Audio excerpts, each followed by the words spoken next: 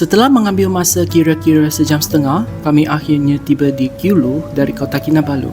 Pada mulanya, kami mempelajari proses penanaman biji dalai bersama dengan Dr. Rosalin dan Salima di Kohop Lampada Kyulu.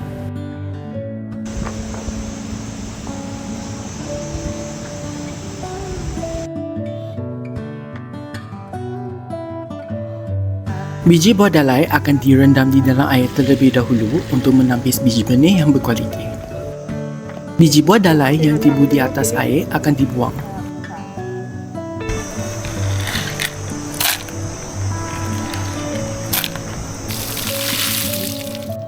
Biji buah yang telah ditapis digunakan sebagai biji benih pokok dalai.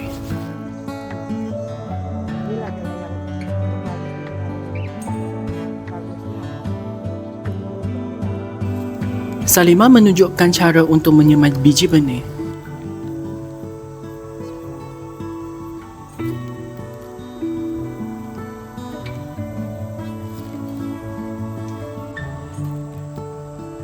Biasanya, biji benih dalai akan mengambil kira-kira 2 minggu untuk menjadi pohon benih.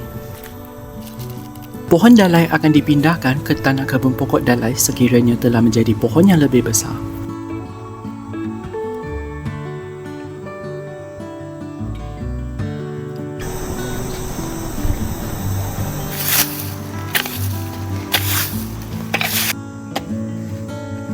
Sebelum menanam pohon dalai, tanah lapang akan dibersihkan sebelum menanam pohon dalai. Langkah ini penting untuk memastikan kelancaran proses pembesaran pokok dalai.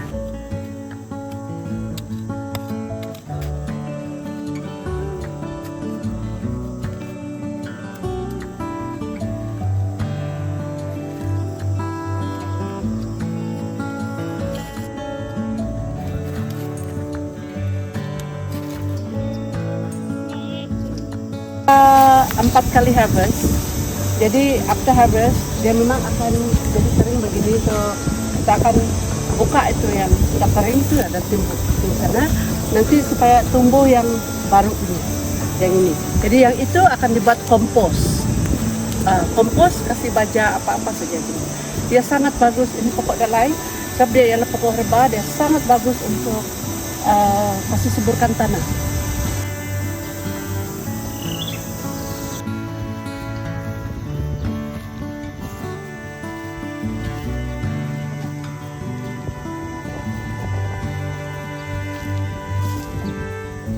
Selepas itu, Salima membawa kami untuk memetik buah dalai di kawasan kebun pokok dalai yang telah matang.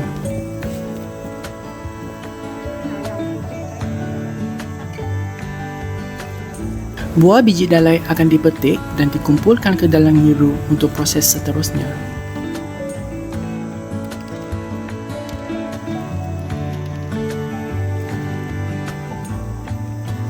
Dalai merupakan sejenis tumbuhan semula jadi yang mempunyai gelaran mutiara rimba atas bentuk buahnya seperti mutiara dan kedudukan pentingnya dalam warisan budaya masyarakat Kadazan Dusun.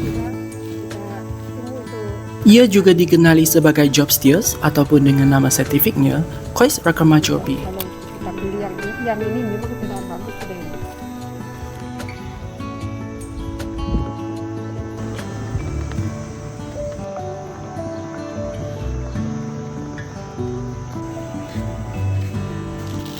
Seterusnya, buah biji dalai tersebut akan dirawat terlebih dahulu sebelum ia dijadikan manik dalai.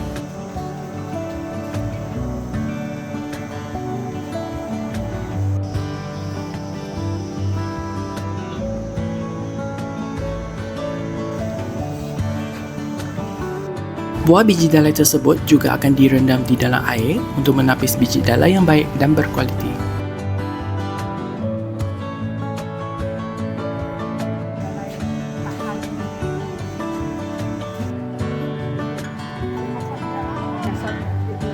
Kemudian buah biji dalai yang ditapis akan dimasak di dalam air panas selama berjam-jam.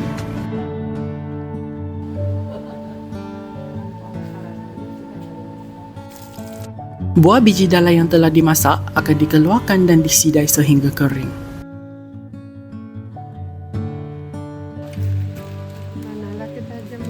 Namun pada masa itu, dalai yang telah dirawat tidak dapat disidai di bawah matahari kerana telah mula hujan di luar.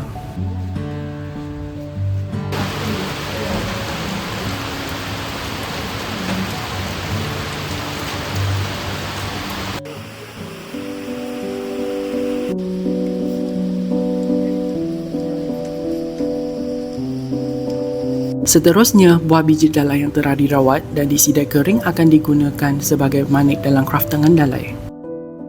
Manik dalai akan dibersihkan dengan menggunakan jarum. Kemudian, manik dalai akan disulam dengan tali getah untuk diproses menjadi aksesori dalai.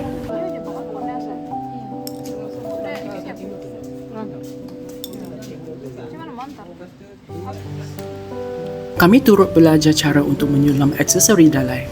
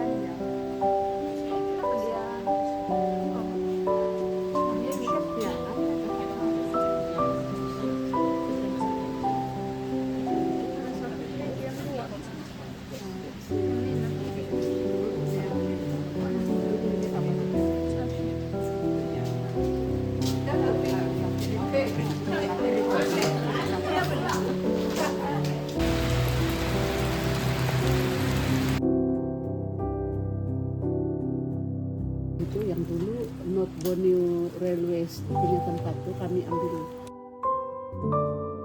bertiga. Ini pun mahal kan, 10 ringgit satu. Sebelum terima aku pernah meletup.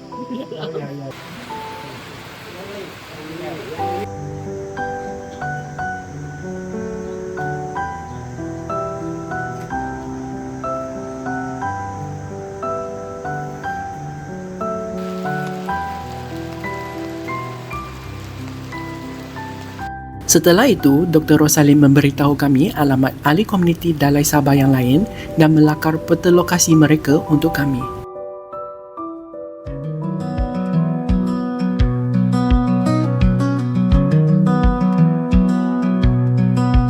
Kami teruskan pengembaraan mengenali Dalai pada hari yang seterusnya dengan melawat ke rumah Mary.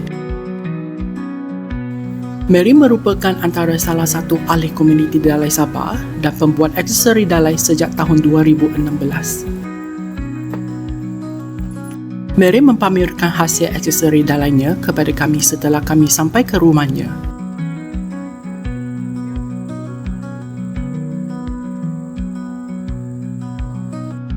Hasil aksesori tersebut juga merupakan produk aksesori Dalai buatan Puan Mary yang terus dijual kepada pengunjung.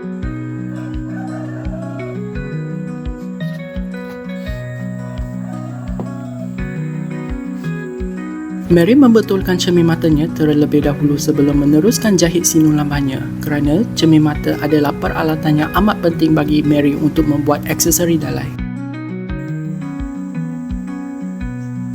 Mary turut berkongsi bahawa sinu lamba tersebut adalah dibuat untuk kegunaannya sendiri dan bukan untuk dijual.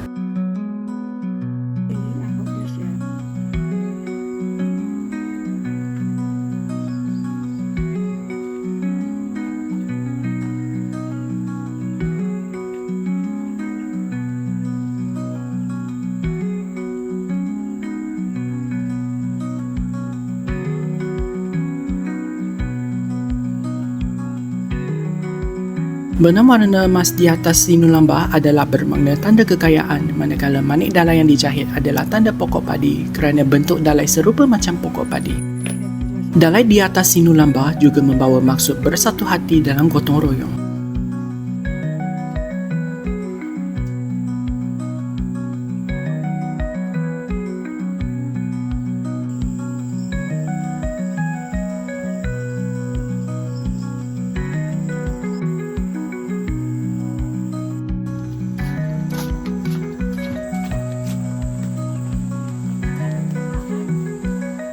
Mary juga memperkenalkan wes gantung dalai hasil buatannya kepada kami.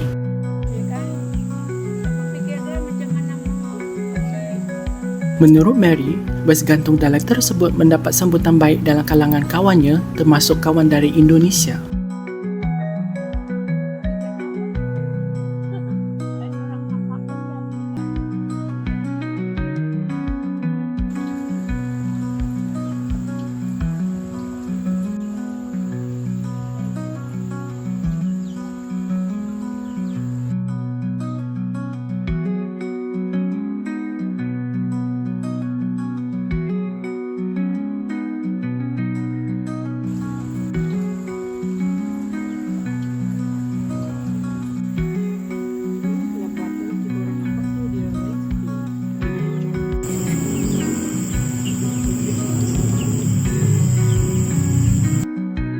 Mary turut menyiapkan jahitan dalai di atas sinulambanya.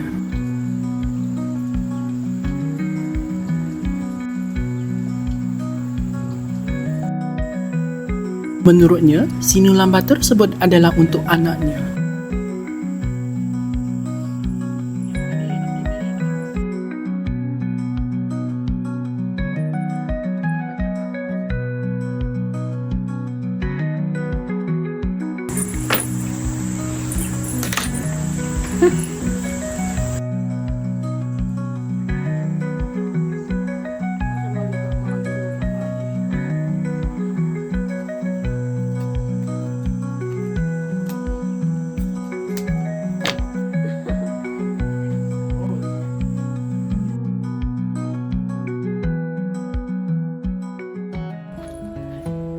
Selepas itu, kami mengunjungi rumah Benzi.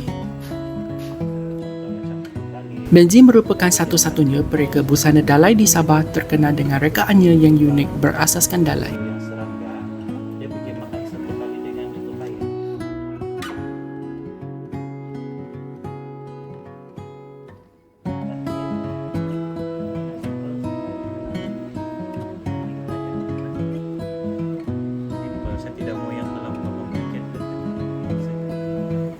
Benzi juga berkongsi dengan kami busana tradisional lain rekaannya.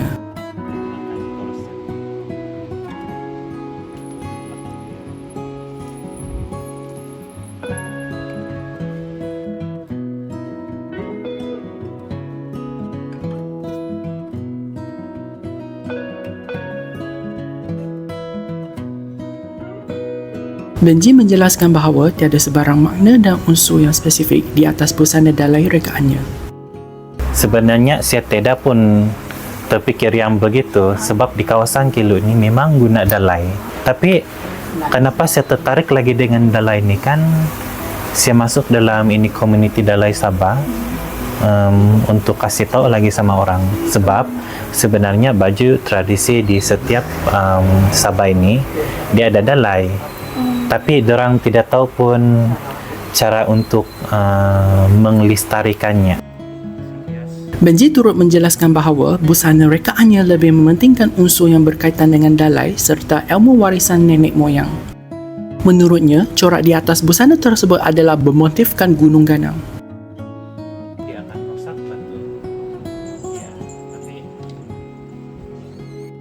Selepas itu, Benji turut memperkenalkan aksesori dalai busana tradisional rekaannya kepada kami.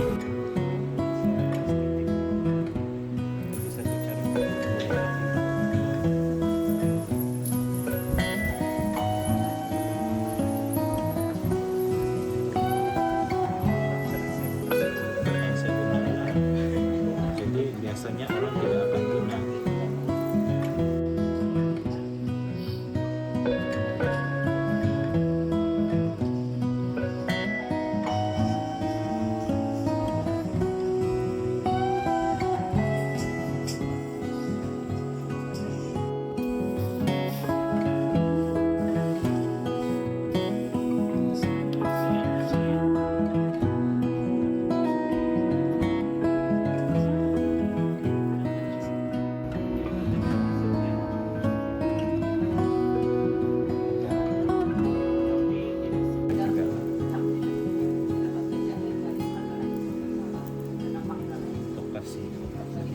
So dia akan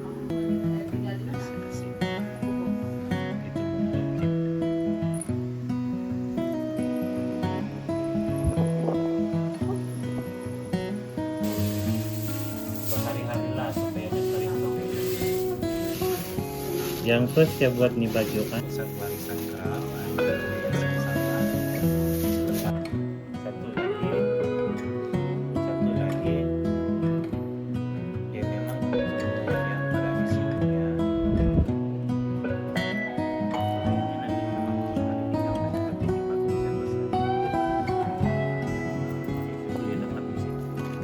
salah satu saya punya perhiasan untuk letak perak. Ini pun saya bikin dulu untuk kasih jadi begini, baru saya kasih sulam di baju.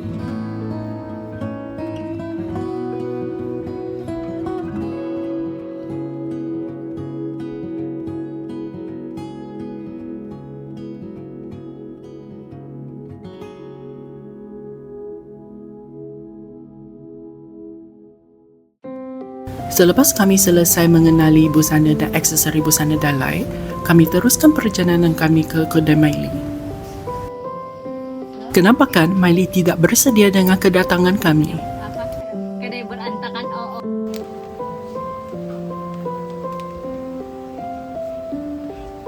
Miley terus membawa kami masuk ke kedainya dan menerangkan busana Dalai tradisional yang dijual di kedainya.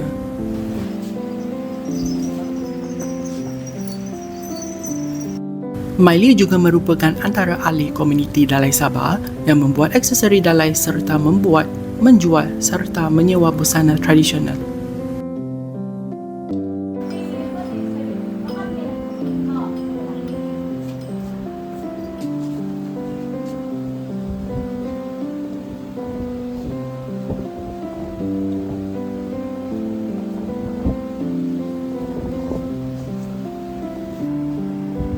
Tahun sebelum itu kan kita pakai dia ada lace yang original tuh kan.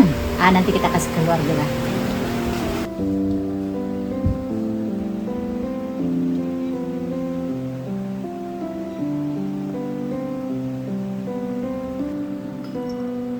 Kalau yang ini sebelum itu kita ada yang dari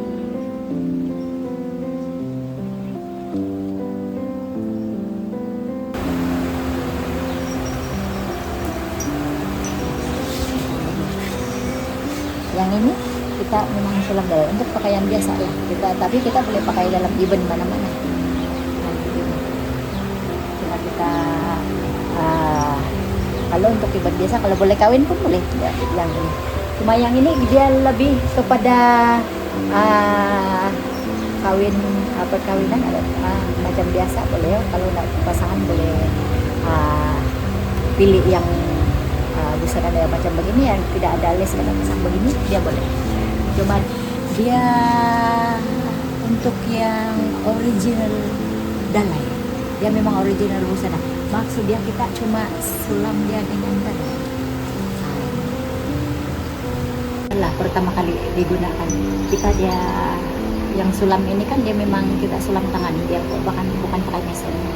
Sebab yang ini kita pakai mesin saja, ini pakai mesin. Jadi yang pertama kali kita perkenalkan dia memang yang ini.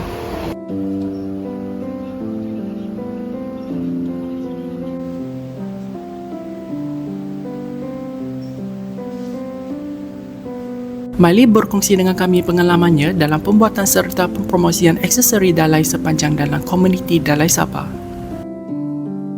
Kalau dulu kan waktu saya buat Dalai itu kita berpikir pasal itu seni. Kan hobi saya punya hobi ini saya lebih kepada yang craft tangan. Saya suka buat benda macam begini.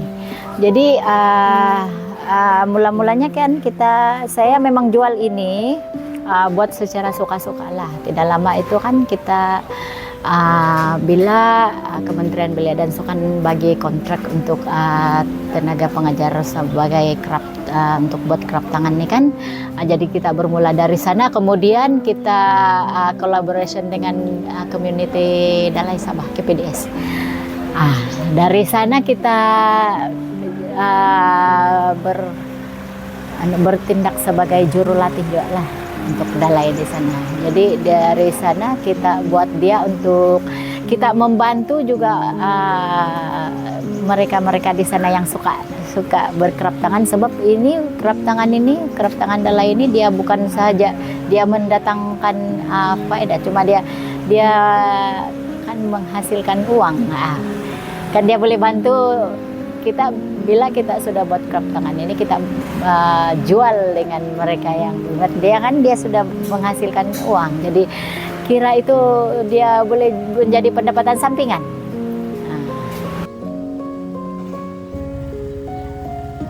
Sebelum balik, kami juga membeli beberapa aksesori Dalai di kedai Miley. Macam mana habis populer di sini, sebab dia memang kena ambil tempahan masa dia. Ini gelang kaki.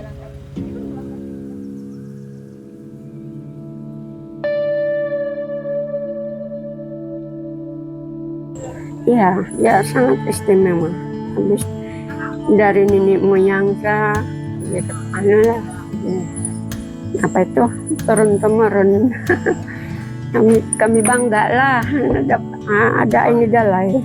Ya, sangat berbangga. Di sini beli buat baju, kasih lakat di baju, beli buat aksesori, beli jual, apa banyak sudah orang mau ini. Orang putih pun datang di rumah saya minta ajar bikin buat ya.